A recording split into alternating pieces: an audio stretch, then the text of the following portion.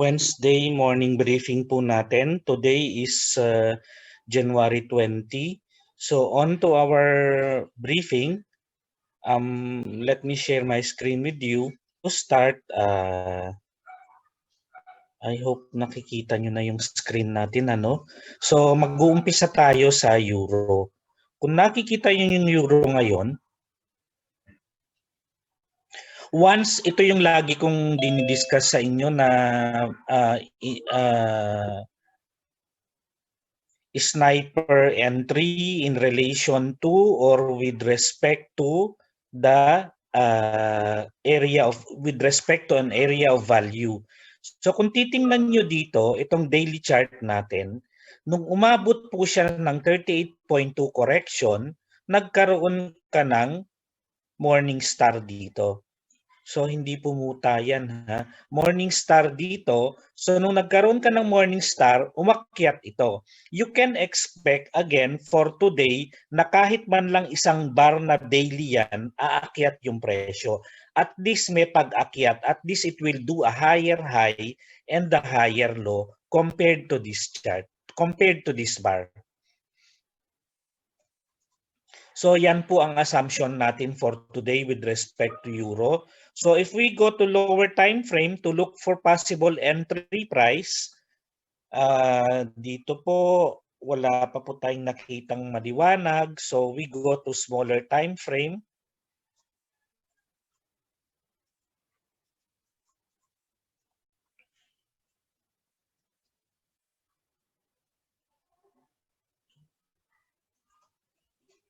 So kung papansinin po ninyo, ang smaller time frame po natin dito is this one, hourly. So pwede po tayong pumasok ng any approach to the MA26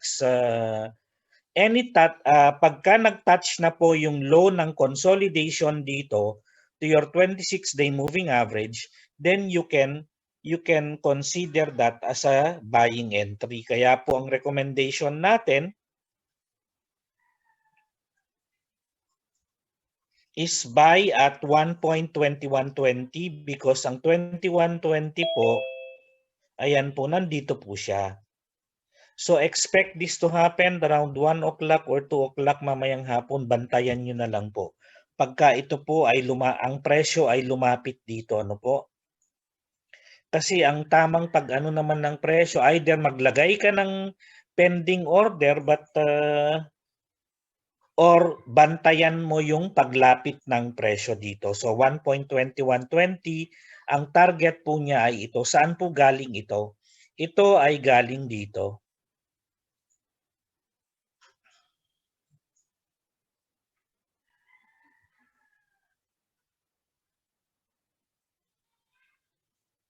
Yan. So since malapit na siya dito, since ang pinakamalapit na resistance ay ito, kaya po ang kino-consider natin ay yan, 21, 22. You round that off to a whole number, so 21, 20. Kaya po 22.20, sorry. 22.20. So ang cut loss mo ay 20.94 kasi po ang ATR mo sa hourly ay 13. 13 times 2 is 26. So you subtract 26 from your entry price which is based on an area of value. So dito pagka nag-subtract ka, 20.94 ang makukuha mo. Hello po.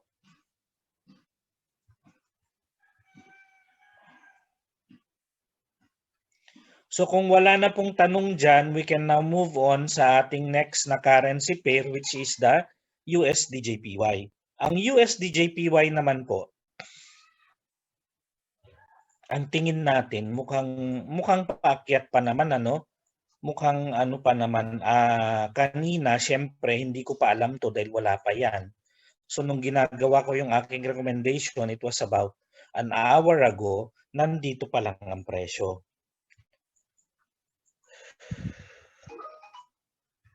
So ang tingin natin sa Japanese yen, if you go to daily, yan, kung papansinin mo yung daily mo, saan siya pwedeng pumunta, it could probably retest this level. So it may test that level from this level, ano po? So kung up pa rin ng assumption natin sa kanya, let's look at your, tingnan mo ang 4-hour chart mo kung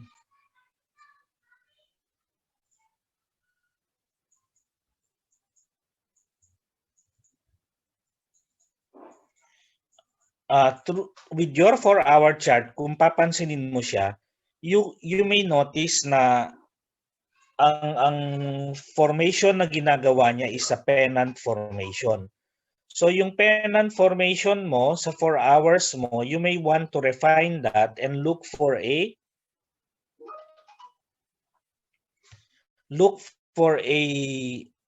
nearer na area of value na pwede kang pumasok.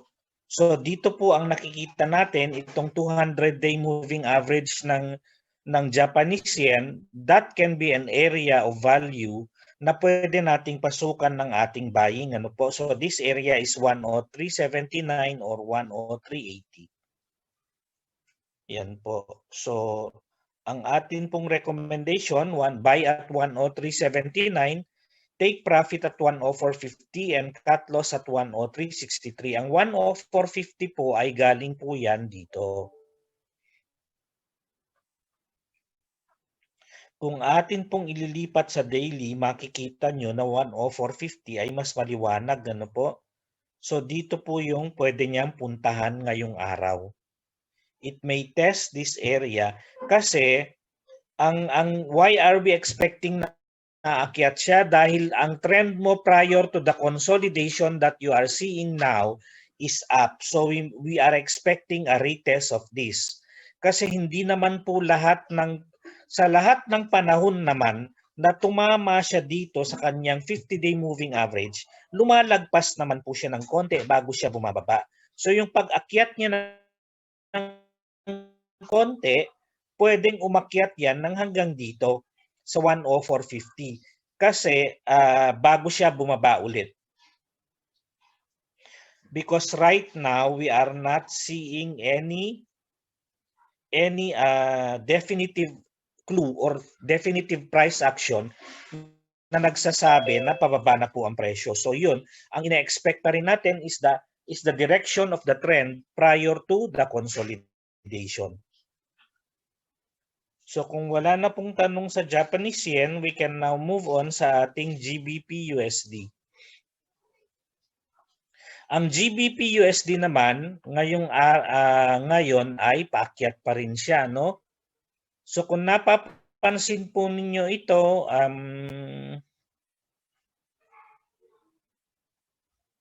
hindi lang classic textbook classic case kasi ang pagkakaano niya, but this is still a hanging man formation. Kung hindi man hanging man yan, if you by combining the candlesticks, this can be considered as your inside day in the Western bar chart.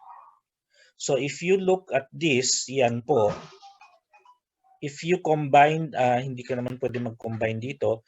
This is ang tawag po dito ay is it exhaustion kasi yung closing niya mas mataas kaysa closing nito. This is the closing price. So yan, it showed a reversal formation plus itong bar na to is an inside day relative to this bar. So I am expecting na itong bar na to pataas for today is an uptrend. So kung uptrend ang ine-expect natin sa bar ngayon, we will look for an area of value that can help us identify where to buy. So kung sa 4 hours wala pa tayong nakikita, we try to look at the smaller time frame kung meron tayong makikita. Kung wala kang makikita dyan sa smaller time frame mo, again, you use the factor of 4 to 6. Kung ikaw ay nagmamadali at walang pasensya, pwede kang tumingin ng 15 minutes mo and look for a possible area of value in your 15 minutes. to enter. Basta keep in mind that the daily bias is uptrend. So at least for today, we can expect the market to go up. So kung dito halimbawa sa 15-minute mo, every time that it approaches this one,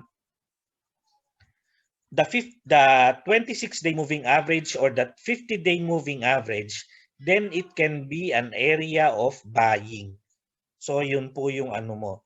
And going back to our hourly, kasi ang inaano ko rin, if I give recommendation, it will be on a daily basis, ano. So yung daily po natin, we can expect na mag-correct po yan hanggang dito sa moving average niya around mga 2 o'clock or 3 o'clock mamayang hapon, nandito na po sa 36.23. So ang buying po natin na nire-recommend is 36.23. Buy on dips to hourly, MA26 or 15-minute EMA. EMA lang. Kasi hindi naman importante kung EMA ang ginamit mo, double exponential or weighted moving average or simple moving average, ano po. So ang target po niya ay 37.10. Saan po ba galing yung 37.10? Ang 37.10 po ay itong resistance na ito. It may target again that level, and since meron ka ng registered na niya high dito, ito pong high ang imo-monitor mo na pwede niyang puntahan. So yung high na to is 37.10. Hello po, hello Ma'am Madeline. Paano na lang po, pa-mute na lang ng mic natin para clear po sa lahat. Salamat po. Para maging clear po sa lahat. Ayan, so yung cut loss naman natin, alam niyo na kung paano kuhanin nito, no?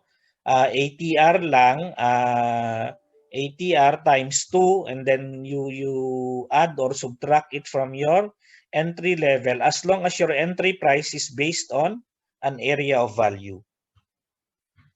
Kung hindi based on area of value yung iyong entry price, you have to subtract this from your swing high or swing low, depending kung ano po yung scenario ng inyong pagte-trade.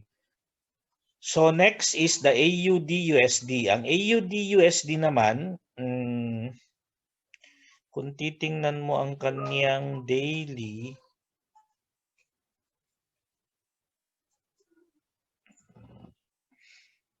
ayan, kung papansin mo yung daily chart niya, mukhang paakyat pa naman po ngayon, no? So nagkaroon ka ng price rejection dito sa ano mo sa 26-day moving average mo ng daily mo na so at least kahit papaano you can expect that today will be an uptick. So titingnan mo yung lower time frame mo kung may makikita ka, anong possible na mga support areas dito. So kung ito po yung tinitingnan mo na possible support area mo,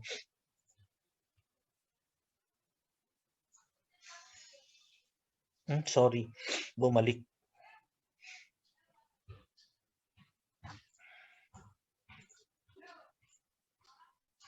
Yan, so siyempre ang tinitingnan po natin either you can buy at this or at 50-day or at 26-day moving average. Yan, kasi if a price is going to get away from a consolidation, it is usually the 26-day moving average that carries it.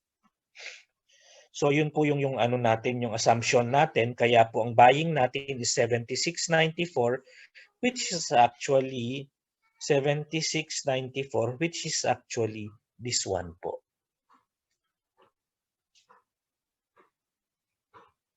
Just an hour ago, 26.7701 kamo na lang, no?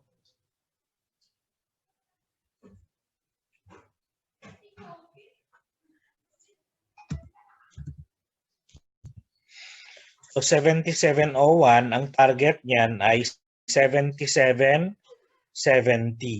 Yung 77.70 po, yan po ay galing dito. Yan. So, since it is a channel, it is a triangle formation, pwede po dalawa po ang senaryo nito. This can create a channel. Ito yung channel mo. Yan magiging target mo. Or if you try to take into consideration this triangle formation, ito yung triangle formation mo, ang magiging target mo ay 77.70. Yan po. Kung napapansin, tingnan nyo yung presyo sa right-hand part ng chart, yung gumagalaw. So kung yan po ang tatamaan niya, yan yung initial price objective na, yan yung pwede niyang tamaan. So ganyan po yan. In the same manner as nung ito ay nag-form, ito ay triangle, di po ba? Triangle, itong maliit na to. Ito po ang nung nag-break yan, igalaw mo lang yan, sabihin mo yan yung pupuntahan ng presyo, dyan po pumunta ang presyo, di po ba? So ganyan din po dito. Yan, hindi, pero although kahit meron tayong ganyan na concept sa technical analysis, hindi po yan guaranteed na pagka ganyan, mangyayari po yan. Hindi po lahat ng pagkakataon nangyayari yan. But let's say sabihin natin out of 10 trades, out of 10 appearances na ganyan, mga 7 siguro or 8 nagkakatotoo po. And still, siyempre, pagka in-apply mo po yung concept na yan, kailangan bantayan mo rin yung ano mo. Hindi pwedeng hindi pwedeng bara-bara yung ano dito na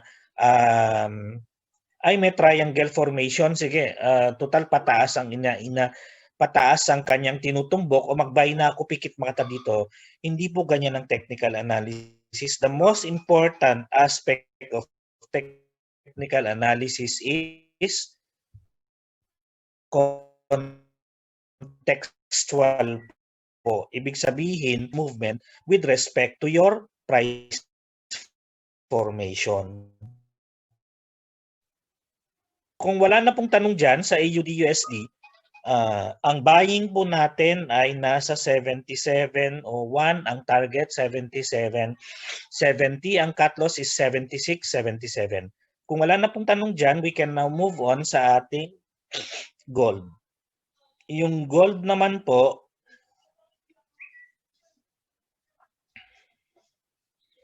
ang gold naman natin ay mukhang paakyat pa, no? So we go back to our daily. So titingnan mo yung daily bias mo kung ano ba ang daily bias niya. Ang daily bias po niya, meron kang price rejection coming from a 200-day moving average which can be your support level. So this one, umakyat po yung bar mo kahapon. So umakyat. So for today, pwedeng umakyat pa rin siya kasi wala pa namang nagpapakita ng pagbaba muli niya, no? So ang assumption mo, pagka wala pang ebidensya na bababa na siya o aakyat siya, kung ano yung prevailing trend. So if you look at your 4 hours, kung papansinin mo siya, wala pa namang nagbe-break dito kasi pag-akyat niya, no? So it may probably test this price level, the 1861 level. Let's try to see sa ating hourly kung saan po.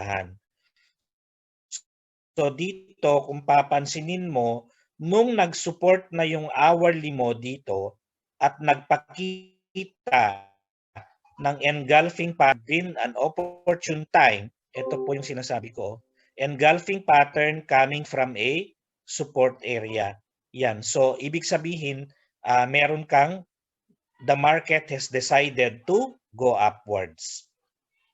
This is a bullish engulfing pattern. So nung nag-retest uli dito, that would have been a good entry price for you. Kaya ko po sinasabi na ito yung good na entry price kasi tinuturo ko sa inyo kung paano ang pumasok ng using an area of value para sa susunod na mag-trade ka, hindi yung, ay, feeling ko maganda na rito, pwede na akong mag-trade dito. Maghahanap ng area of value or you will wait for an area in your favor sa pagte-trade. Hindi naman kayo makatiis at gusto nyo talagang i-trade siya ngayon, ngayong oras na, mag-rely ka lang sa smaller time frame mo, ano po? You go to your smaller time frame, see whether there is an approach to your huwag kang pumatol kasi ang ibig sabihin bumabla kang technical basis. You will dito sa moving average mo.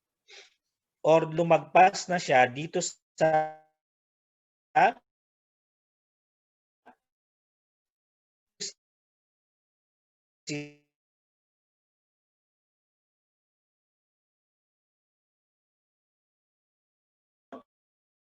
support area po. Po na maghanap ka ng area of value bago ka sa market. Ano po? 89 ang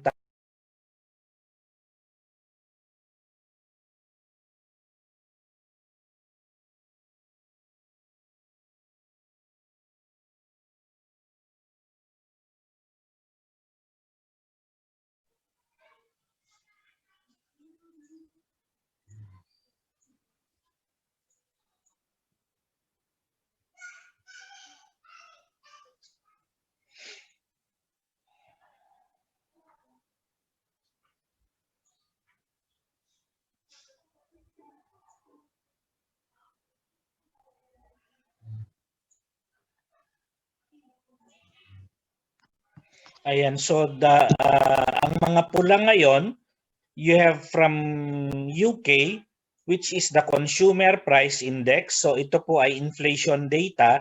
They are expecting a higher inflation sa ngayon compared to last month kasi ang previous nila is year on year ito, so they are comparing it with January of last year na, ano po, yung data na lalabas po ngayon. So in comparison with data from last year of January, so pagka high reading po ang kanyang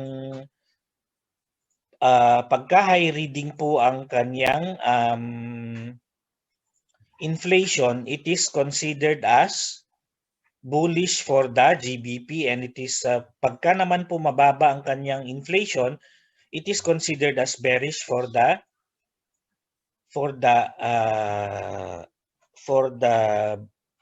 sterling pound. Yun. So yun po, kung bakit po mataas, kung bakit mababa, I will address that in next in another forum, ano po, kasi hindi po ito yung tamang forum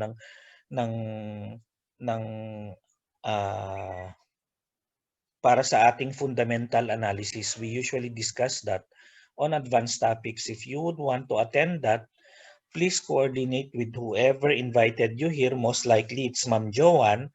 So coordinate with Ma'am Joanne how to attend yung ating advanced classes po. So if you are trading, ngayon pong araw, ang marami na magpapagalaw, ang maraming pwedeng magpagalaw ay ang, bless you.